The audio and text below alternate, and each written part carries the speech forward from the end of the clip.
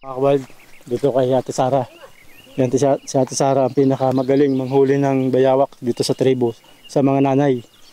Yan. Kasama niya yung kanyang anak at yung kanyang pamangkin na si Pupoy. Matagal na kami nagpapabalik-balik dito sa tribo ng Tumbaga, Camarines Norte. Payak ang pamumuhay nila. Malayo sila sa ingay at gulo ng bayan. Sa kanila, bawat araw ay umiikot sa paghahanap ng makakain at sa simpleng pagkakaisa ng kanilang komunidad.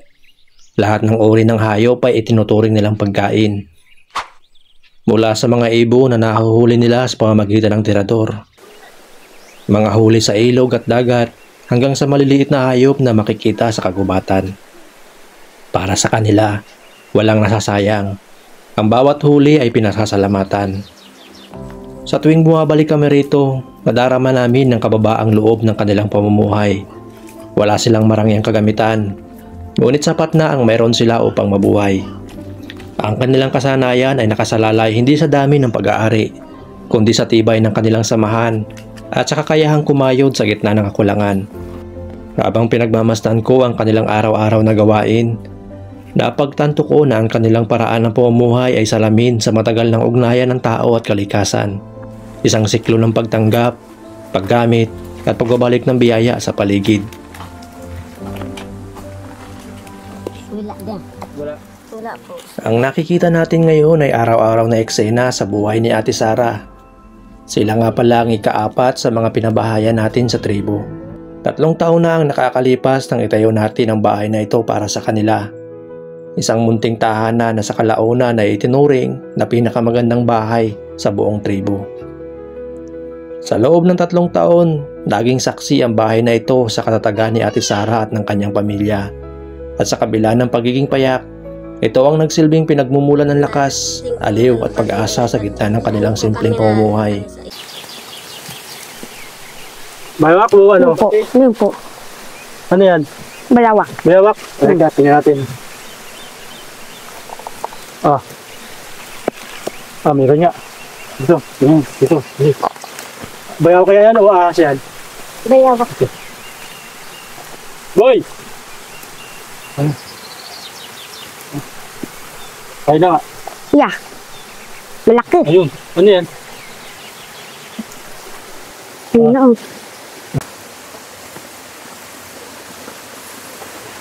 Ayun na. Sige. Sabi. Bakit?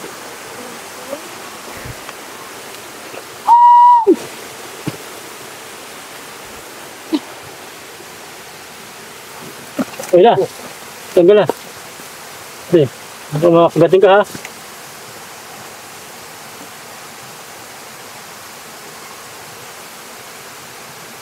Ayun na. Okay.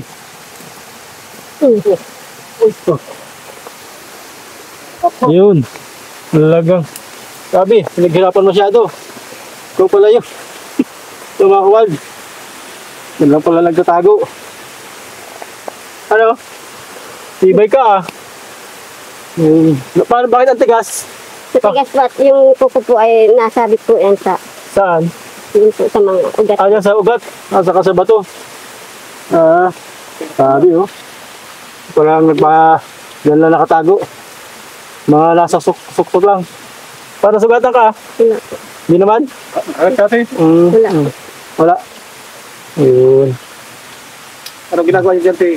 Ginagataan po. Ginagataan to. Tapos na-adobo po. Na-adobo? Oo, talaga.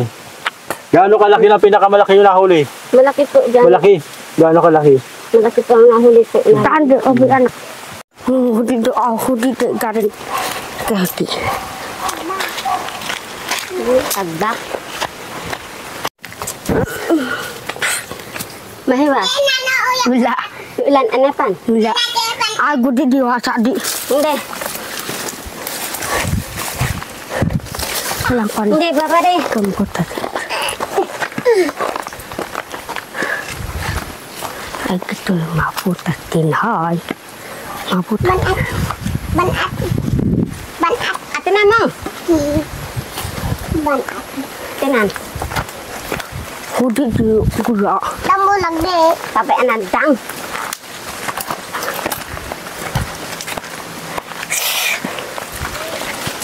Lagda yo. Udah aku duduk. Talan mo. Ngata kita bababan as kami. Bababan as kago persopan. Ay! Bal ode!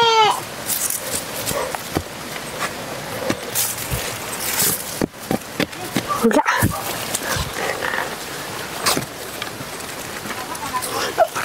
Oo, nado he. Nado. Ayan ki.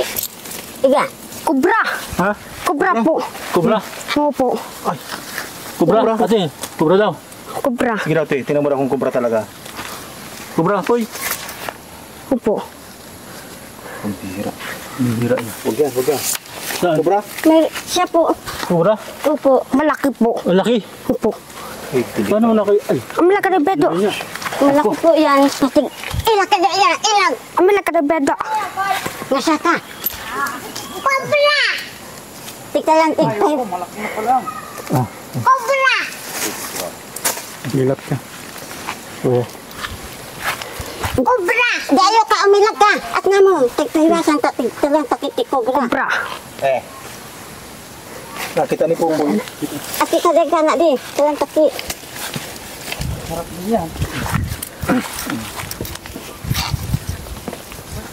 Kobra! Ano nga? Ay, ayan. Baka maano ka. Oo. Siya nga, oh. Sabi. Kubra anak ko. Udah. Mau duduk. Ayaw ko buo. Malaki nga. Meron ka maguli niyan? Kawarong tayo ng huli. Di, wag mong patayin at. Ya, kubra. Ay, nakabidyo ka Tayo. Ayun, may pang ano kami. Dal! Wala ka. Ang malaki na bedo. Natin siya pwedeng patayin. Kaya, ano? Pagtaangkon. Kubra dagat. Kami na lang bahala. Kami na ilalagay. Marunong ka mag...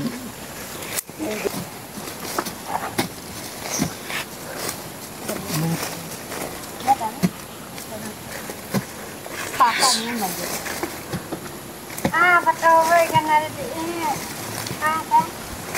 Wala na. Wala na. Ah, Sige, ano pa? Uy, ito na. Oh, naroon. malaki na. Oo.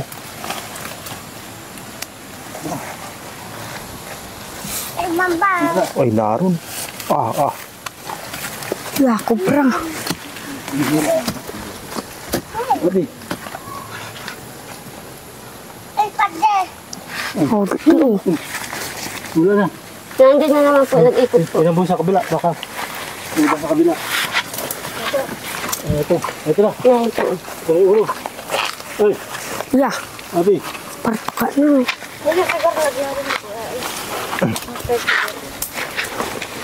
Hamak na dugsyon ngayon na. Nasa lako, dilat-dilat na katlom na. Dako. Yan dito. Ilalayo lang natin siya. Oh, duduk. Ako din ulo. Gula din. Idi. Nagsulok. Sa buhay, idi. Baka maglabas kabila. Baka nga may kumailabas dyan. Oh, duduk. Meron po dito na butas. May butas dyan? Opo. Ay, baka dyan lumusok. Pa. Linisan natin dyan. Okay.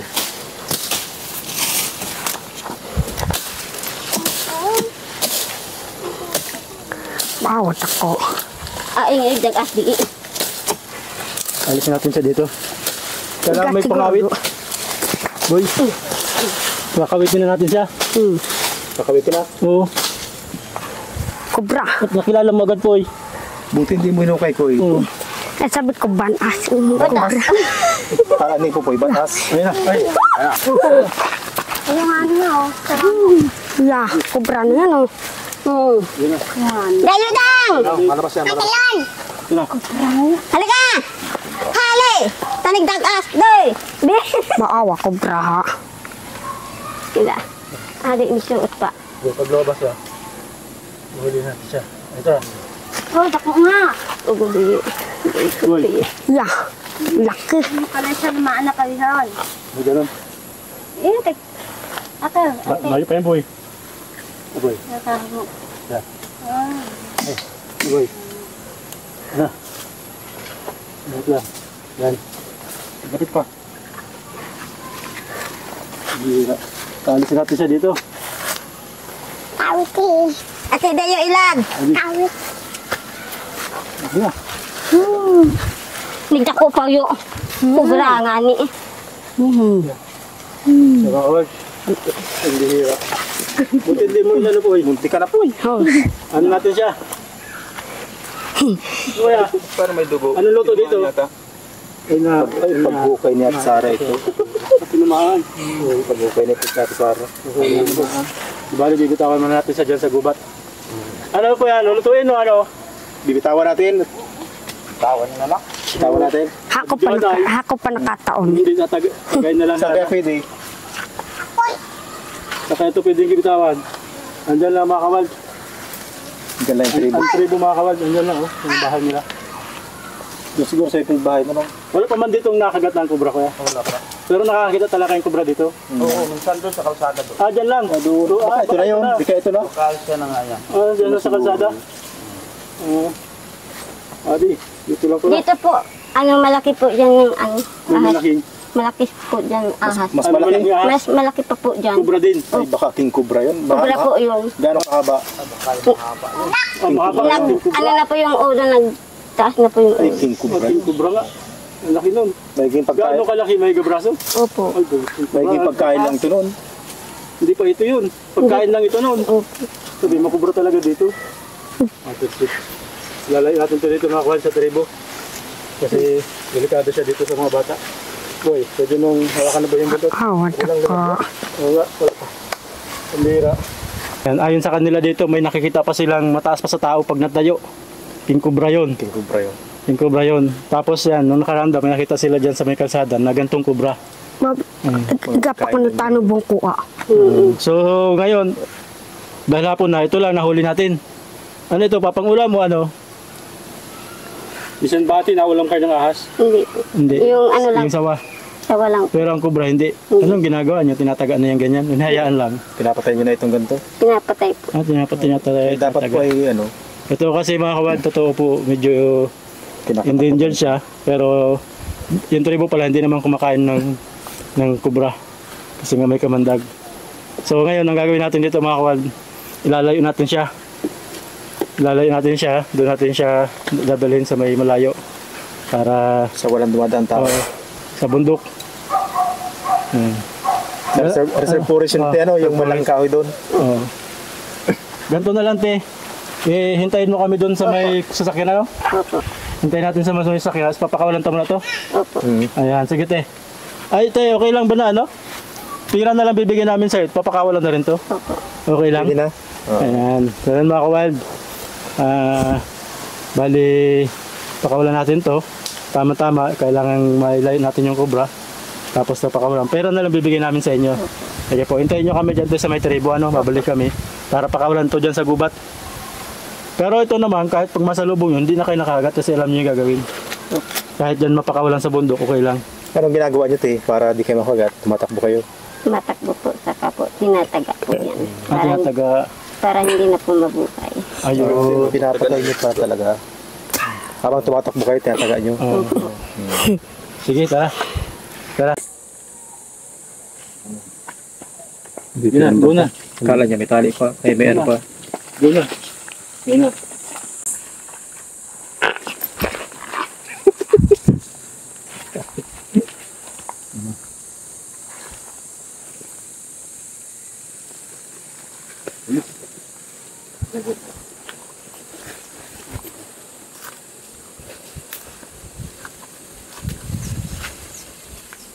Wasok. Sabi ni Kuya Efren, may malaki daw dito ang kubra. Saan nyo Kuya Efren nakikita? Diyan sa may pinutukan na bato. Doon din nahuli yung kubra. Gaano kalaki po yung nakikita nyo? Ay, malaki na dito. Okay. Yung kubra talaga, yung sabi natayo. Ayo, yan talaga. Di pa po nakakuha, di po nakita ang bahay nun kung saan? Hindi namin na... Kikita. Pero nakikita nyo siya madalas dyan? Oo, Wala pa man nakagat na tribo? wala pa. Wala pa? Oo. nakita namin yan, inahabol ng aso. Hinahabol ng aso. Ang laki na, ano? King cobra. Tagal na nung pangatlong taon ngayon. Ayo. Kaya ganito pa lang siya. Ganyan kalaki. Nalaki yan ng ano, ganito kalaki o kaya. King cobra. Nakubra talaga pala dito. Noong nakaraan, doon nakakuha yung ano. Doon naman, doon nakakuha ng cobra oh. Makawad, dito sa tribo pala talaga. Maraming cobra. Kaya walang palinis. Yung hinanap mo dyan na cobra ko, Efren, wala na? Wala na. Hindi na nagbalik? Hindi na nagbalik. Oo. Talagang matataga siya pag nagpakita pa siya. Meron ng maliit yan. Meron ka naman, maliit. Ibig sabihin, baka Bakit? Talaga yun. Yung naalala mo kay Efren, napatay natin cobra doon? Oo. Yung nag-uumpisa kami gagawa ng bahay mo? Siya. King cobra daw pala yun. Sabi nung ano, siya yun yung nalaki masyadong cobra. Kaya kalaki oh. ay baka sa inyo. Oo. Baka anak Oo. kapatid yun. O Kapatid, naglaki na yung nakita nyo dito. Oo. Kung maalala nyo mga kabald, dito mismo sa tribo, nakapatay yung tribo ng King Cobra doon nung nabidyohan natin. Kaya lang, napakabata pa daw ng King Cobra ayon doon sa mga Cobra Hunters. Nag-comment sa atin yung Piconio Brothers. Yun daw, Cobra na yun ay King Cobra. Eh, napalo lang siya ng tribo, kaya namatay na siya. Yun ang suot sa tubo, ano? Oo ha? Oo. Saka delikado rin siya dahil tumira siya mismo sa mga bahay. Kaya dapat din talaga siya maalis. Mabuti na lang ng tribo, sanay sa cobra. Sanay sila mag-handle ng cobra kung paano. Pero sa tagal mo Kuya Efren, wala pa po napatayin na tribo ng cobra? meron lang dun sa igang. Ah, sa igang. Ano po nangyari at nakagat siya ng cobra? Lasing yung yung tribo. Oo. Tinakma yung ahas dun sa buntot. Oo. Pag gayon yung Ah, oo. pagating sa ganito Ah, dyan, oo. sa pulso. Sa pulso. Nag-ilang oras naman? Nakalakad lang ng ito tsaka yung school. Ah, oo. Wagsak na. Napulsuhan na, no? Napulsuhan. Ah, oo. Di na. Yan, makawal. Bali ko si Ate Sara saka si Pupoy. Sila yung nakasama natin sa pag-hunt. Ito si Pupoy, madalas natin ito nakakasama. Ito ang pinaka-active dito na kabataan sa pag-hunt. Kanina lang, naninirador. Kaya, ano. So, yun ate. Bali, dahil pinakawalan natin yung nahuli nila, wala silang pang ulam, bibili na lang sila. Okay.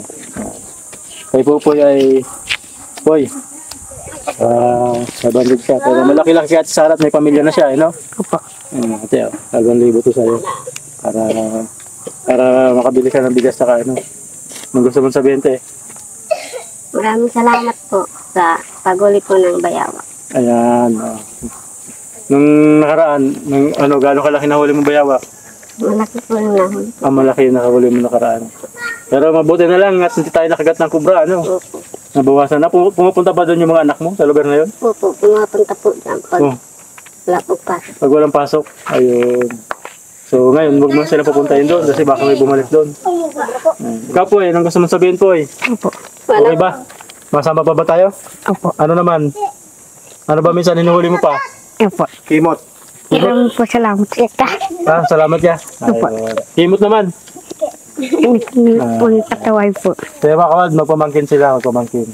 So paano? Salamat sa inyo ha, sa sunod ulit. Ayan. Tayo mga kawad, napansin ko, kailangan natin mag-training sa pag-handle siguro ng kubra, kaya pupunta tayo sa Piconio Brothers para mag-training. Nag-chat tayo sa kanila para mag-training tayo sa kanila paano i-handle yung kubra. Kasi dito Kabangkawal sa Camarines Norte, wala ditong kubra hunter. Wala ditong kubra rescuer. Kadalasan dito pag nakakita sila ng kubra, tinatagaan nila. Meron nga doon sa amin yung Central Elementary School. Ilang linggo boy na walang pasok? Dalawang linggo. Yung school na doon pumapasok yung mga anak namin, yung grade 2, 2 linggong walang pasok dahil may nakitang kubra sa loob ng room. So walang magawa yung dahil walang kubra hunter. So hinayaan lang na may mga nag-volunteer para hanapin pero hindi nakuha ang kubra.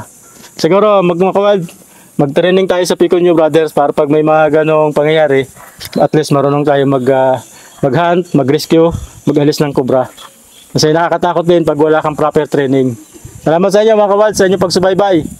Samahan nyo kami sa Piconio Brothers para magsanay sa kanila. Diyos mabalos.